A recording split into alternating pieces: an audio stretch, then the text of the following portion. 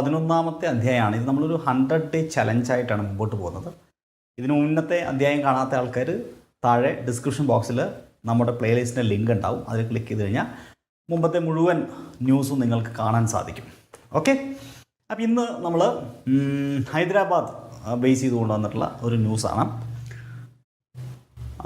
Deccan chronicle പത്രത്തിൽ വന്നിട്ടുള്ള ന്യൂസാണ്. ഈ ന്യൂസ് ഇങ്ങനെയാണ്: parking lot collapses due to builders laxity. Parking lot collapses due to builders laxity. Parking lot എന്താ? ഈ പാർക്കിംഗ് ലോട്ട് എന്ന് പറഞ്ഞു കഴിഞ്ഞാൽ പാർക്ക് ചെയ്യാനുള്ള ഇടം, വാഹനങ്ങൾ പാർക്ക് ചെയ്യാനുള്ള ഇടത്തെയാണ് പാർക്കിംഗ് സ്പേസിനെയാണ് നമ്മൾ പാർക്കിംഗ് ലോട്ട് എന്ന് ഇംഗ്ലീഷിൽ പറയുന്നത്. Parking lot. കൊളാപ്സസ് എന്ന് പറഞ്ഞാൽ തകരുക, തകർന്നു വീഴുക, ഇടിഞ്ഞു വീഴുക, പൊളിഞ്ഞു വീഴുക എന്നൊക്കെയാണ്. ഡ്യൂ ടു ബിൽഡേഴ്സ് ലാക്സിറ്റി, നിർമ്മാതാക്കളുടെ ലാക്സിറ്റി കാരണം. അപ്പോൾ നോക്കിയേ, ലാക്സിറ്റി എന്ന് പറഞ്ഞു കഴിഞ്ഞാൽ അശ്രദ്ധയാണ്. ലാക്സിറ്റി മീൻസ് അശ്രദ്ധ. ഇവിടെ നമ്മൾ 3 പ്രധാനപ്പെട്ട വേർഡ്സ് നമ്മൾ പഠിച്ചു. പാർക്കിംഗ് ലോട്ട്. പാർക്കിംഗ് ലോട്ട് എന്ന് പറഞ്ഞു കഴിഞ്ഞാൽ പാർക്കിംഗ് സ്പേസ് ആണ്, വാഹനങ്ങൾ പാർക്ക് ചെയ്യാനുള്ള ഇടമാണ്. കൊളാപ്സ് എന്ന് പറഞ്ഞു കഴിഞ്ഞാൽ പൊളിഞ്ഞു വീഴുക എന്നാണ്. ആൻഡ് ലാക്സിറ്റി എന്ന് പറഞ്ഞു കഴിഞ്ഞാൽ എന്താണ്? അശ്രദ്ധയാണ്. അശ്രദ്ധ, അനാസ്ഥ, ശ്രദ്ധക്കുറവ് എന്നൊക്കെ നമുക്ക് പറയാൻ സാധിക്കും. ഇനി നമുക്ക് നോക്കാം, ഇതിൻ്റെ തൊട്ടു താഴെയുള്ള സബ് ഹെഡിങ്ങിലേക്ക് വരാം. 2 COs എന്ന് പറഞ്ഞു കഴിഞ്ഞാൽ സ്വാഭാവികമായിട്ടും കൺസ്ട്രക്ഷൻസിൻ്റെ ഷോർട്ടായിരിക്കണം. ബിഗാൻ, ആരംഭിച്ചു. വർക്ക് ഓൺ, എന്തിൻ്റെ വർക്ക്? നെയ്ബറിംഗ് പ്ലോട്ട്, അടുത്തുള്ള പ്ലോട്ട്. നെയ്ബറിംഗ് പ്ലോട്ട് എന്ന് പറഞ്ഞാൽ അടുത്തുള്ള പ്ലോട്ട്, തൊട്ടടുത്തുള്ള പ്ലോട്ടിനെയാണ് നെയ്ബറിംഗ് പ്ലോട്ട് എന്ന് പറയുന്നത്. അപ്പോൾ നെയ്ബറിംഗ് പ്ലോട്ടിൽ രണ്ട് കൺസ്ട്രക്ഷൻ വർക്ക്സ് ആരംഭിച്ചിട്ടുണ്ട്. Floating rules. അപ്പോൾ സ്വാഭാവികമായിട്ട് ഈ ഫ്ലോട്ടിംഗ് റൂൾസ് എന്ന് പറയുമ്പോൾ എന്താണ് ഫ്ലോട്ടിംഗ് റൂൾസ്? ഫ്ലോട്ടിംഗ് എന്ന് പറഞ്ഞു കഴിഞ്ഞാൽ അനുസരിക്കാതിരിക്കുക, ഏതെങ്കിലും തരത്തിലുള്ള നിയമങ്ങൾ അനുസരിക്കാതിരിക്കുക, ധിക്കരിക്കുക, ഗൗനിക്കാതിരിക്കുക, അതാണ് ഫ്ലോട്ടിംഗ് അല്ലെങ്കിൽ ഫ്ലോട്ട് എന്ന് പറയുന്ന വെർബിൻ്റെ അർത്ഥം. ഫ്ലോട്ടിംഗ് റൂൾസ് മീൻസ് നിയമങ്ങൾ അനുസരിക്കാതിരിക്കുക. അപ്പോൾ നമ്മളിപ്പോൾ ഇതിൻ്റെ ഹെഡ്ലൈൻസിൽ നിന്നും സബ് ഹെഡിങ്ങിൽ നിന്നും നമുക്ക് കുറച്ച് വേർഡ്സുകൾ കിട്ടിയിട്ടുണ്ട്. ഒരിക്കൽ കൂടി: parking lot, collapses, laxity and float. ഇനി നമ്മൾ ഈ വാർത്തയുടെ ഉള്ളിലേക്ക് നമ്മൾ കിടക്കുകയാണ്. കുറച്ചുകൂടെ അടുത്ത് നമുക്ക് ഈ വാർത്തകളെ പരിചയപ്പെടാം. Okay, lack of proper safeguards. Lack എന്ന് പറഞ്ഞാൽ നമ്മളെപ്പോഴാണ് യൂസ് ചെയ്യുക? ലാക്ക് ഓഫ് എന്ന് പറഞ്ഞാൽ എന്തിൻ്റെയെങ്കിലും കുറവുണ്ടാകുന്ന സമയത്ത് നമ്മൾ ലാക്ക് എന്ന് പറയാറുള്ളത്. അഭാവം അല്ലെങ്കിൽ ന്യൂനതയ്ക്കാണ് നമ്മൾ ലാക്ക് എന്ന് പറയാം, അല്ലേ? Yes, lakh of proper safe guards. പ്രോപ്പറായിട്ടുള്ള ശരിയായ രീതിയിലുള്ള സേഫ് ഗാർഡ്സ് ഇല്ലാത്തതിൻ്റെ, അതിൻ്റെ ലാക്ക് കാരണം, അതായത് അഭാവം കാരണം, ന്യൂനത കാരണം. എന്തിൻ്റെ ന്യൂനത കാരണം? സുരക്ഷാ സംവിധാനങ്ങളുടെ സേഫ് ഗാർഡ്സിൻ്റെ, പ്രോപ്പർ സേഫ് ഗാർഡ്സിൻ്റെ ന്യൂനത കാരണം അണ്ടർ കൺസ്ട്രക്ഷൻ സൈറ്റ്, ഒരു നിർമ്മാണത്തിലിരിക്കുന്ന സൈറ്റ് എവിടെയാ? മാനിക്കൊണ്ട ആ സ്ഥലത്തിൻ്റെ പേരാത്. എബട്ടിംഗ് എന്ന് പറഞ്ഞു കഴിഞ്ഞാൽ തൊട്ടടുത്തിരിക്കുന്ന, എന്തിനോടെങ്കിലും ചേർന്നിരിക്കുന്ന, തൊട്ടിരിക്കുന്ന. എബട്ടിംഗ് എന്ന് പറഞ്ഞു കഴിഞ്ഞാൽ തൊട്ടിരിക്കുന്ന, ഓക്കെ എന്നാണ് അർത്ഥം. എബട്ടിംഗ് തൊട്ടടുത്തിരിക്കുന്ന, സമീപത്തുള്ള. റെസിഡൻഷ്യൽ കോംപ്ലക്സ്, ഒരു റെസിഡൻഷ്യൽ കോംപ്ലക്സ്, ഇത് ആളുകൾ വസിക്കുന്ന ഒരു കോംപ്ലക്സ്, കെട്ടിട സമുച്ചയത്തെ നമ്മൾ കോംപ്ലക്സ് എന്ന് പറയാം. റിസൾട്ടഡ് ഇൻ ദ കൊളാപ്സ്, അവിടെ ഒരു കൊളാപ്സ് എന്താ പറയുക കാരണമായി. റിസൾട്ടഡ് ഇൻ ദ കൊളാപ്സ്, ഒരു തകർന്നടിയാൻ കാരണമായി. എന്താണ്? ഓഫ് എ പാർക്കിംഗ് ലോട്ട്. അപ്പോൾ അതിൻ്റെ ആ കോംപ്ലക്സിൻ്റെ പാർക്കിംഗ് ലോട്ട്, വാഹനങ്ങൾ പാർക്ക് ചെയ്യുന്ന ലോട്ട് തകർന്നിടിയാൻ കാരണമായി. ഓഫ് ദി അപ്പാർട്ട്മെൻറ്റിൻ്റെ causing deep concern among residents. അതായത് അവിടുത്തെ റെസിഡൻസിൻ്റെ ഡീപ്പ് കൺസേൺ എന്ന് പറഞ്ഞു കഴിഞ്ഞാൽ ഉത്കണ്ഠയാണ്.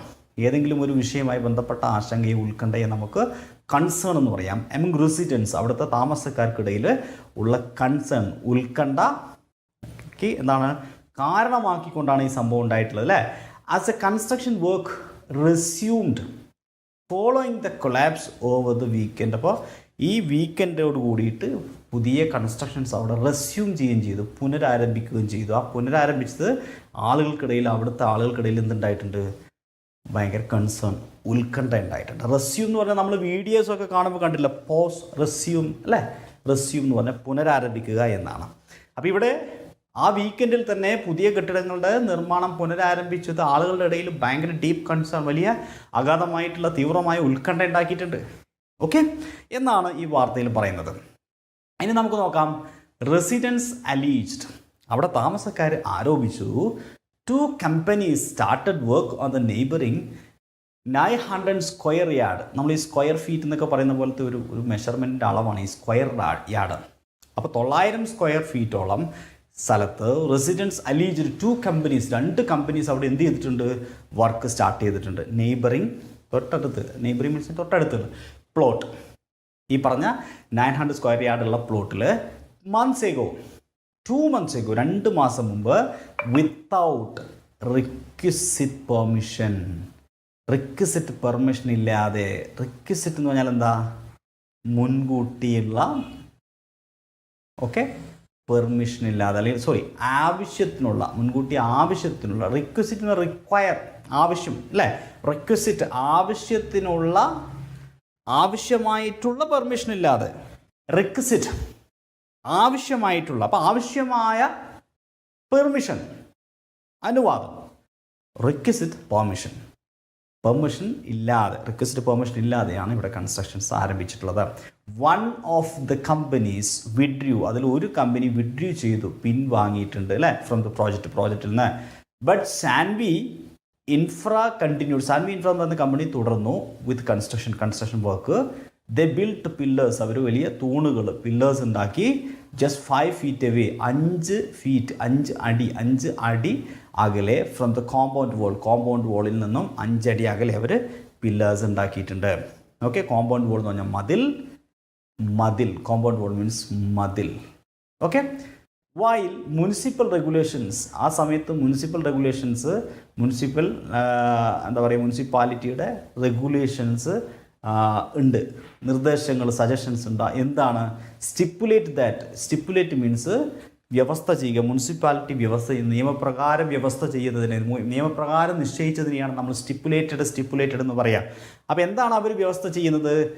That A minimum 13 feet must be left for, minimum 13 അടിയെങ്കിലും എന്ത് ചെയ്യണം?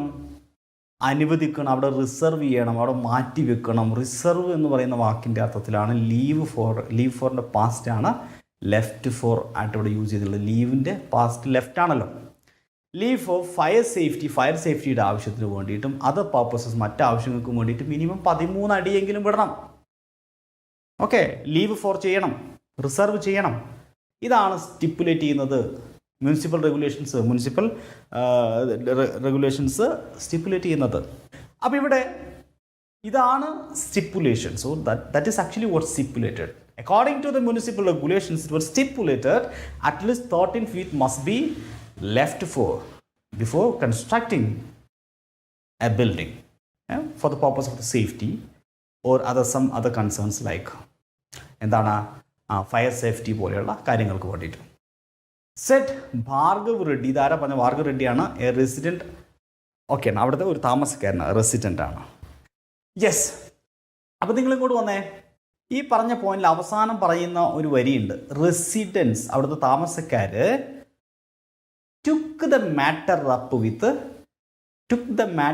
with Aravind Kumar.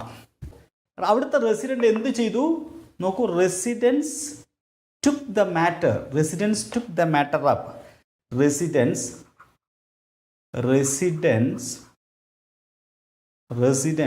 took the matter up എന്നാണ് പറഞ്ഞത്.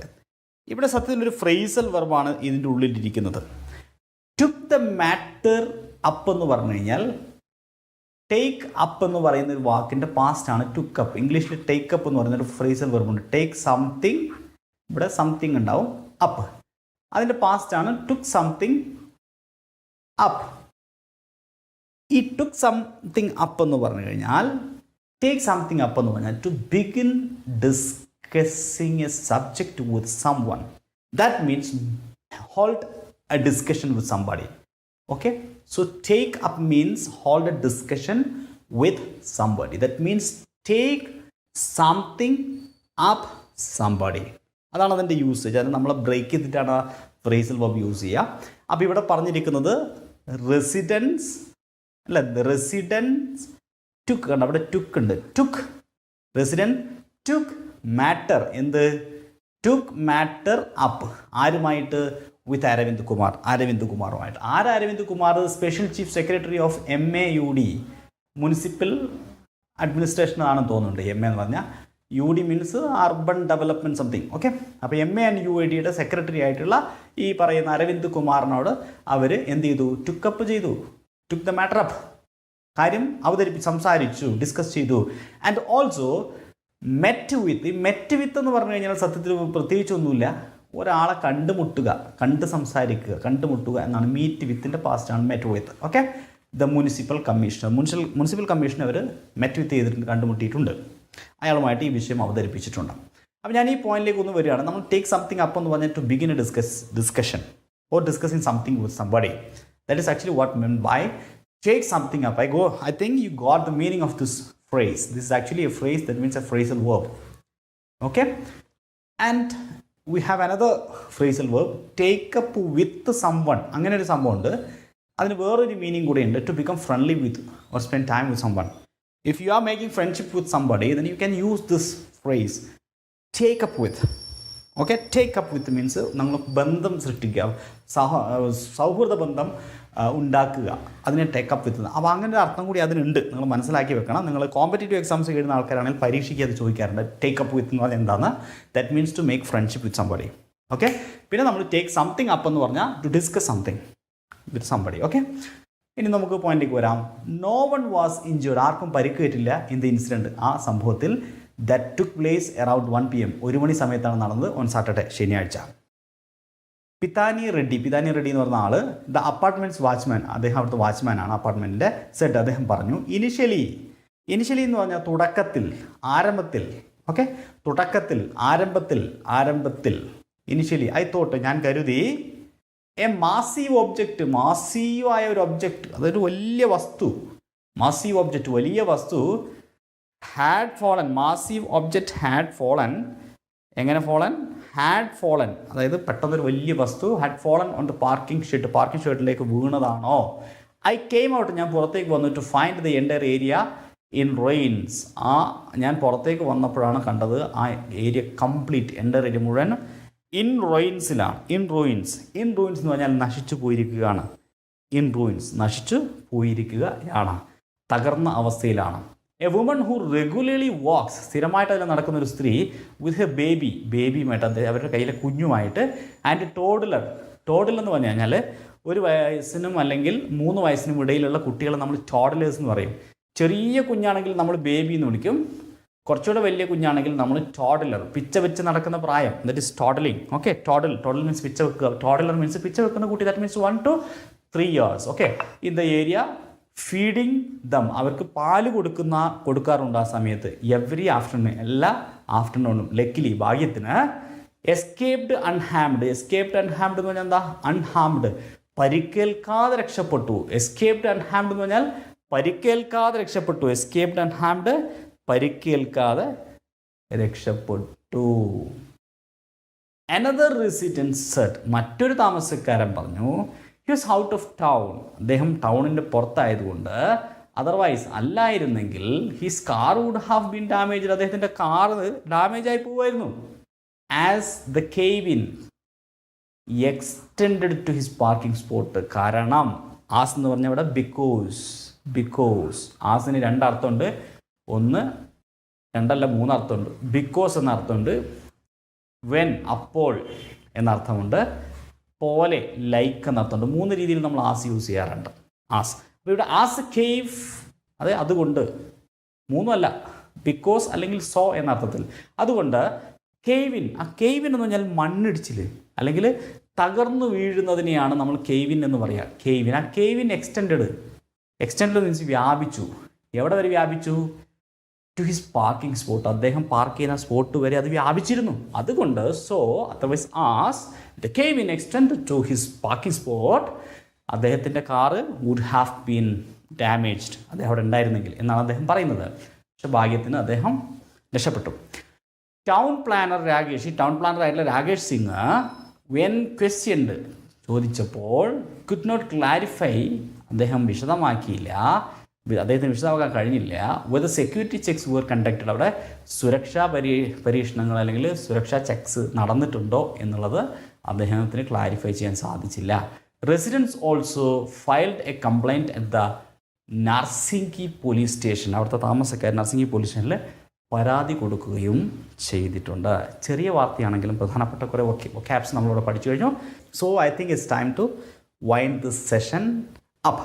Okay, thank you, have a nice day.